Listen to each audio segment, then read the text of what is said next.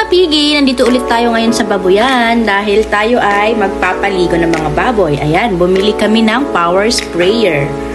Nakikita nyo naman, may dalawa pang natitira kasi nga yung tatlo pa lang ang aming nabenta. So ayan, dito yung mga baboyan namin malapit sa ilog. So eto na, mag-i-start na po tayo sa pagpapaandar.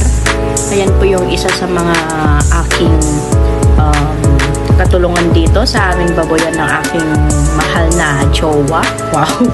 Ayan. So, ito, yung mga dalawang to is, yan na lang natitira, dalawang lalaki.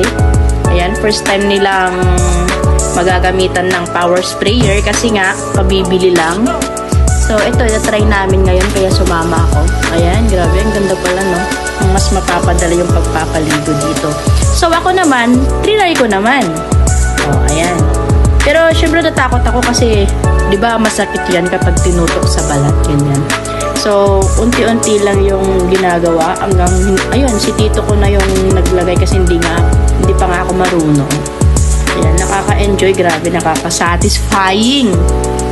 So yung drum, dyan na namin inipon yung tubig para hindi na kayo magpagawa ng yung balon kasi nga sobrang mahal kaya bumili na lang kami ng drum.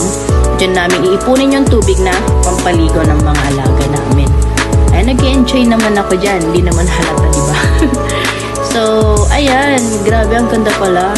Pero, syempre, pag uwi mo, kakapit na yung baho ng baboy yung tae niya. And, eto na. Tiyanan.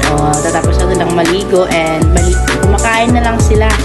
Ayan, sana may mabigat kayo para naman makabawi-bawi. And this is also the yung mga buryas na binili namin. 10. Tingnan nyo naman yung pagkain nila, oh. Grabe, na aawa na rin ako sa maliit dyan, eh. May maliit kasi dyan. Yun yung parang, syempre hindi naman siya masyadong nakakakain, nakakadede noon kay mama niya. Siguro kaya ganyan. Tingnan nyo, grabe, ang cute nila. Pero nakakaawa talaga yung maliit. Yun lang, bye-bye!